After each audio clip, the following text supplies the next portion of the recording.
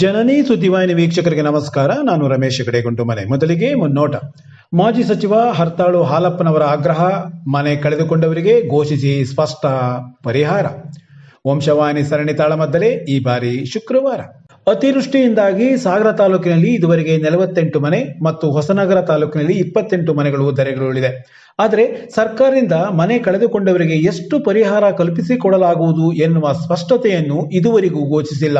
ಇದು ವಿಪರ್ಯಾಸ ಎಂದು ಮಾಜಿ ಸಚಿವ ಹರ್ತಾಳು ಹಾಲಪ್ಪನವರು ಹೇಳಿದರು.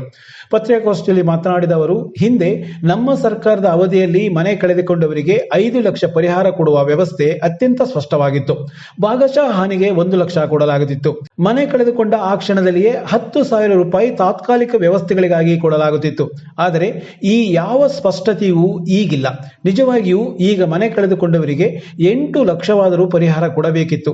ಕೊನೆಯ ಪಕ್ಷ ಹಿಂದಿನ ರೀತಿಯಲ್ಲಾದರೂ 5 ಲಕ್ಷ ಕೊಡಲಿ. ಆದರೆ ಈ ಕುರಿತು ಸರ್ಕಾರ ತಕ್ಷಣ ಸ್ಪಷ್ಟ ಘೋಷಣೆ ಮಾಡಬೇಕಿದೆ ಎಂದು ಒತ್ತಾಯಿಸಿದರು. ಇನ್ನು ಅನಧಿಕೃತ ಮನೆ ಎನ್ನುವುದಕ್ಕೆ ಅರ್ಥವೇ ಇಲ್ಲ ಎಂದ ಅವರು, ಈಗಾಗಲೇ ಮನೆ ಕಂದಾಯ ಕಟ್ಟುತ್ತಿರುವ, ಪಡಿತರ ಹೊಂದಿರುವ, ಮತಪಟ್ಟಿಯಲ್ಲಿ ಹೆಸರಿರುವ ಎಲ್ಲ ದಾಖಲೆಗಳು ಅವರ ಕೈಯಲ್ಲಿದ್ದರೂ ಅವರು ಅನಧಿಕೃತ ವಾಸ ಎಂದು ಪರಿಗಣಿಸುವುದು ಸರಿಯಲ್ಲ. ಅಂತಹ ಮನೆಗಳಿಗೂ ಪರಿಹಾರ ಕಲ್ಪಿಸಬೇಕು. ಮನೆ ದಾಖಲೆ ಇಲ್ಲ ಎನ್ನುವ ಕಾರಣಕ್ಕೆ ತಾರತಮ್ಯವಾಗಬಾರದು ಎಂದ ಅವರು, ಇನ್ನೂ ಸ್ಪಷ್ಟತೆ ಕೊಡದಿದ್ದಲ್ಲಿ ಹಾಗೂ ಸೂಕ್ತ ಪರಿಹಾರ ಕೊಡದಿದ್ದಲ್ಲಿ ಬಿಜೆಪಿ ಸಂತ್ರಸ್ತರ ಪರವಾಗಿ ಬೀದಿಗಿಳಿದು ಹೋರಾಟ ಮಾಡಲಿದೆ ಎಂದು ಎಚ್ಚರಿಕೆ ನೀಡಿದರು. ಡೆಂಗ್ಯೂ ಜ್ವರದ ನಿಯಂತ್ರಣ ಇನ್ನೂ ಆಗಿಲ್ಲ. ಮಂಗಳವಾರ ಸಹ ಗೌತಮಪುರದಲ್ಲಿ ಯುವಕನೋರ್ವ ಡೆಂಗ್ಯೂಗೆ ಬಲಿಯಾಗಿದ್ದಾನೆ. ಈ ಬಗ್ಗೆ ಜಿಲ್ಲಾಡಳಿತ ಮತ್ತು ರಾಜ್ಯ ಸರ್ಕಾರ ಗಂಭೀರವಾಗಿ ಗಮನಹರಿಸಿ ಕಾರ್ಯ ಮಾಡಬೇಕಿದೆ ಎಂದು ಒತ್ತಾಯಿಸಿದರು. ಹರ್ತಾಳು ಹಾಲಪ್ಪ ಕಾಗೋಡು ತಿಮ್ಮಪ್ಪನವರ ಮನೆ ಒಡೆದಿದ್ದಾರೆ ಎಂದು ಕಾಂಗ್ರೆಸ್ಸಿನ ಕೆಲವರು ನೀಡಿರುವ ಹೇಳಿಕೆ ಹಾಸ್ಯಾಸ್ಪದ. ಅವರು ಹೋಗಿ ನೋಡಿ ಬರಲಿ. ತಂದೆ ಮತ್ತು ಮಗಳು ಒಟ್ಟಿಗೆ ಇದ್ದಾರೆ. ರಾಜಕೀಯವಾಗಿ ಬೇರೆ ಪಕ್ಷದಲ್ಲಿರಬಹುದು, ಆದರೆ ಕೌಟುಂಬಿಕವಾಗಿ ಒಂದೇ ಮನೆಯಲ್ಲಿದ್ದಾರೆ. ಇದು ಅರ್ಥವಾಗದೆ ಸುಮ್ಮನೆ ಹೇಳಿಕೆ ಕೊಡುವುದು ಅವರ ಅಭ್ಯಾಸ ಬಲವೇ ಹೊರತು ನಿಜವಾದ ಹೇಳಿಕೆಯಲ್ಲ ಎಂದ ಅವರು, ನಾನು ಕಾಂಗ್ರೆಸ್ಸಿನವರಿಗೆ ಗೂಂಡಾಗಳು ಎನ್ನುವ ಪದ ಎಲ್ಲಿಯೂ ಬಳಸಿಲ್ಲ. ಅಸ್ತಿತ್ವ ಇಲ್ಲದವರು ಅಸ್ತಿತ್ವಕ್ಕಾಗಿ ಕಲ್ಪಿಸಿ ಹೇಳಿಕೆ ನೀಡಿದರೆ ಅದಕ್ಕೆ ನಾನು ಹೊಣೆಗಾರನಲ್ಲ ಎಂದು ಸ್ಪಷ್ಟನೆ ನೀಡಿದರು. ಬಿಜೆಪಿ ಜಿಲ್ಲಾಧ್ಯಕ್ಷ ಟಿ.ಡಿ. ಮೇಘರಾಜ್, ಜಿಲ್ಲಾ ಪಂಚಾಯತಿ ಮಾಜಿ ಸದಸ್ಯರಾದ ಹೊನಗೋಡು ರತ್ನಾಕರ್, ಭರ್ಮಪ್ಪ, ನಗರಸಭೆಯ ಮಾಜಿ ಸದಸ್ಯ ಭೈರಪ್ಪ, ಬಿಜೆಪಿ ಗ್ರಾಮಾಂತರ ಅಧ್ಯಕ್ಷ ದೇವೇಂದ್ರಪ್ಪ ಯಲಕುಂದ್ಲಿ, ನಗರ ಅಧ್ಯಕ್ಷ ಕೆ.ಆರ್. ಗಣೇಶ್ ಪ್ರಸಾದ್, ರವಿ ಬಸರಾಣಿ, ವಿ. ಮಹೇಶ್ ಮತ್ತಿತರರು ಹಾಜರಿದ್ದರು. ಜ್ವರ ತುಂಬ ಆಗಿದೆ, ನಮ್ಮಲ್ಲೂ ಕಾಣಿಸ್ಕೊಳ್ತಾ ಇದೆ.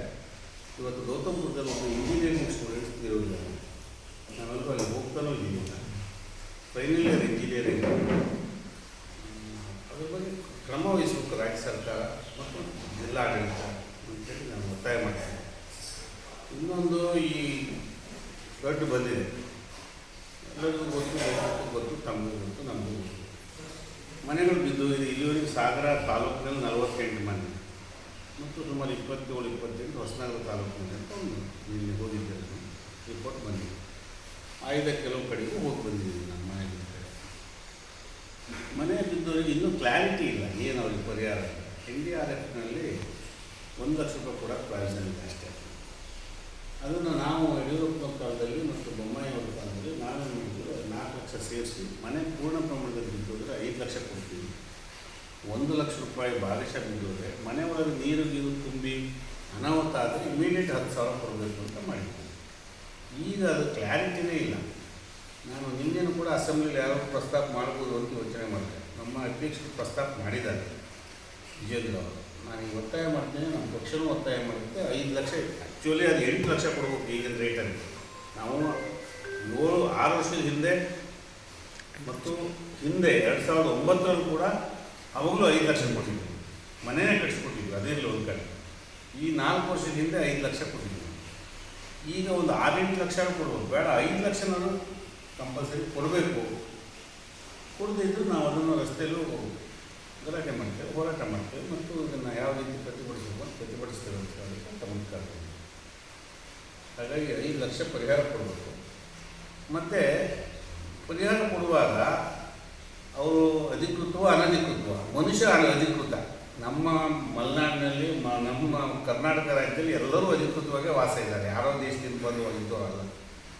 ಅದಕ್ಕೆ ಖಾತೆ ಇಲ್ಲ, ಕಂದಾಯ ಇಲ್ಲ, ಪತ್ರ ಇಲ್ಲ, ಇನ್ನೊಂದೇನು ಅಂತ. ನಮಗೆ ನಾನು ಹೇಳ್ತೇನೆ, ಕಂದಾಯ ಕಟ್ಸ್ಕೊಂಡಿದ್ದಾರೆ.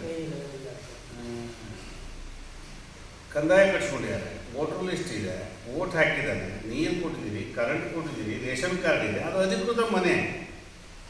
ಅದನ್ನು ಹುಡ್ಕೊಂತ ಹೋಗೋಕ್ಕಾಗಲ್ಲ. ನಾವೆಲ್ಲರಿಗೂ ಕೊಟ್ಟಿದ್ದೀವಿ, ಹಿಂದೆ ಎಲ್ಲರಿಗೂ ಪರಿಹಾರ ಕೊಟ್ಟಿದ್ದೀವಿ. ಮನೆ ಬಿದ್ದೋದು ಮನೆಯೇ ಅವನಿಗೆ.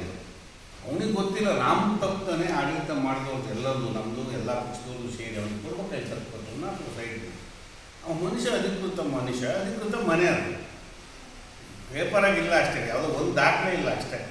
ಬಾಕಿ ಎಲ್ಲ ಇದೆಯಲ್ಲ, ಇಷ್ಟೆಲ್ಲ ration card, voter I D, Aadhaar card, ವಿದ್ಯುತ್ ಸಂಪರ್ಕ, ರಸ್ತೆ ಸಂಪರ್ಕ ಎಲ್ಲ ಇದೆ. ಹಾಗಾಗಿ ಎಲ್ಲ ಮನೆಗೂ ಪರಿಹಾರ ಕೊಡಬೇಕು. ಈ ತಾರತಮ್ಯ ಮಾಡಬಾರ್ದು ಅಂತೇಳಿ ಒತ್ತಾಯ ಮಾಡಬೇಕು. ನನ್ನ ಮನೆ ಹೊಡೆದಿಲ್ಲ ನಾವು, ಅವ್ರಿಗೆ ಅಪ್ಪ ಮಗಳು ಒಟ್ಟಿಗೆ ಇದ್ದಾರೆ. ರಾಜಕೀಯ ಭಿನ್ನಾಭಿಪ್ರಾಯ, ಒಬ್ಬರು ಕಾಂಗ್ರೆಸ್ನಾಗಿದ್ದಾರೆ, ರಿಟೈರ್ಡ್ ಆಗಿದ್ದಾರೆ ತಿಮ್ಮಕ್ಕಳು ಅಂತ ಹೇಳ್ತಾರೆ, ಕಾಂಗ್ರೆಸ್ನಾಗ ಇದೀವಿ ಅಂತ ಅವ್ರು ಹೇಳ್ತಾರೆ, ಬಿ ಜೆ ಪಿ ಇದೀವಿ ಅಂತಾರೆ. ಮನೆ ಹೊಡೆಯೋ ಪ್ರಶ್ನೆನೇ ಇಲ್ಲ. ಅವು ಅವಿವೇಕದಿಂದ ಮಾತಾಡ್ತಾನೆ. ಸುಮ್ಮನೆ ಅವ್ರು ಖುಷಿ ಪಡಿಸ್ಬೇಕಲ್ಲ. ಆ ಸ್ಥಾನ ಏನು ಶಾಸಕನ ಹತ್ರ ಇದೆ ನಂಬರ್ 2ನಲ್ಲಿ, ಆ ಸ್ಥಾನ ಉಳಿಸ್ಕೊಳ್ಳೋದಕ್ಕಾಗಿ ಸ್ಟೇಟ್ಮೆಂಟ್ ಕೊಡ್ತಾ ಇದ್ದಾರೆ. ಇನ್ನೊಂದು ಹೇಳಿದ್ದಾರೆ, ಕಾಂಗ್ರೆಸ್ ಗುಂಡಗಳು. ನಾನಿಲ್ಲೂ ಹೇಳಿದ್ರಲ್ಲ ಕಾಂಗ್ರೆಸ್ ಗುಂಡಗಳು ಅಂತ ಹೇಳಲ್ಲ, ನಾರ್ಮಲಾಗಿ ಯಾರಿಗೂ ಹೇಳಲ್ಲ. ಯಾರು ಗುಂಡಾಗಿರಿ ಮಾಡ್ತಾರೆ ಅವ್ರಿಗೆ ಮಾತ್ರ ಹೇಳ್ತೇನೆ. ಕಾಂಗ್ರೆಸ್ ಕಾರ್ಯಕರ್ತರು ಗುಂಡಗಳು ಅಂತ ಹೇಳಿಲ್ಲ. ಇವರು ಕಾಂಗ್ರೆಸ್ಸನ್ನು ಬಿಟ್ಟು ಹೋಗ್ತಿದ್ದಾರೆ, ಕಾಂಗ್ರೆಸ್ನ ಸಪ್ರೇಟ್ ಆಗ್ತಾ ಇದ್ದಾರೆ MLA ಇಂದ. ಅದಕ್ಕಾಗಿ ಅದನ್ನು ಮುಚ್ಚಿಟ್ಕೊಳ್ಳೋದಕ್ಕಾಗಿ ಕಾಂಗ್ರೆಸ್ ಗುಂಡಗಳು ಅಂತ ಹೇಳಿದ್ದಾರೆ. ಅವರು ಕ್ಷಮೆ ಕೇಳ್ಕೊಂಡು ಹಂಗೆ ಹೇಳೋದಿಲ್ಲ, ನಾನು ಹೇಳಿರಲಿಲ್ಲ, ಎಲ್ಲೂ ಹೇಳಿಲ್ಲ. ಇದು ಅವರೇ ಸೃಷ್ಟಿ ಮಾಡಿಕೊಂಡು ಸುಮ್ಮನೆ ಕೇಳ್ಬಿಡೋದು, ಕ್ಷಮೆ ಕೇಳ್ಬೇಕು. ಎಂತ ಕ್ಷಮೆ ಕೇಳಬೇಕು? ಹೇಳಿದಂತಾನೆ ಕ್ಷಮೆ ಕೇಳಬೇಕು, ಹೇಳಿದ ಪ್ರಶ್ನೆನೇ ಇಲ್ಲ. ಇಷ್ಟು ಸ್ಪಷ್ಟೀಕರಣ ಕೂಡ. ಶ್ರೀ ರಾಜರಾಜೇಶ್ವರಿ ಕೃಪಾಪೋಷಿತ ವಂಶವಾಹಿನಿ ಯಕ್ಷಮೇಳ ಗುಂಡುಮನೆಯವರು ಈ ವರ್ಷ ಸಂಯೋಜಿಸಿರುವ ಮಹಿಮೆ ಶೀರ್ಷಿಕೆಯ ನವಪಾಕ್ಷಿಕ ತಾಳಮದ್ದಲೆ ಸರಣಿಯ 2ನೇ ಕಾರ್ಯಕ್ರಮ ಜುಲೈ 26ರಂದು ಸಂಜೆ 5ರಿಂದ 7 ಗಂಟೆವರೆಗೆ ಸಾಗರ ಶ್ರೀನಗರದ ನೃತ್ಯ ಭಾಸ್ಕರ ಸಭಾಭವನದಲ್ಲಿ ನಡೆಯಲಿದೆ. ರಮೇಶ್ ಹೆಗಡೆ ಗುಂಡುಮನೆ ರಚನೆಯ ಸಿರಿದೇನು ಮಹಿಮೆ ಎನ್ನುವ ಪ್ರಸಂಗದಲ್ಲಿ ಸೂರ್ಯನಾರಾಯಣ ಹೆಗಡೆ ಗುಂಡುಮನೆ, ಸೃಜನ್ ಹೆಗಡೆ ಗುಂಡುಮನೆ ಭಾಗವತರಾಗಿ, ಶರತ್ ಜಾನ್ಕೈ ಮದ್ದಲೆಯಲ್ಲಿ ಹಾಗೂ ರವಿಶಂಕರ್ ಭಟ್, ಅರುಣ್ ಬೆಂಕ್ಟೊಳ್ಳಿ, ಅಶೋಕ್ ಕುಮಾರ್ ಹೆಗಡೆ, ರಮೇಶ್ ಹೆಗಡೆ ಗುಂಡುಮನೆ ಅರ್ಥಗಾರಿಕೆ ಮಾಡಲಿದ್ದಾರೆ. ವಿದ್ವಾನ್ ಜನಾರ್ದನ್ ಧ್ವನಿ ಬೆಳಕು ಸಹಕಾರ ನೀಡಲಿದ್ದಾರೆ ಎಂದು ವಂಶವಾಹಿನಿ ಪ್ರಕಟಣೆ ತಿಳಿಸಿದೆ. ನಮಸ್ಕಾರ.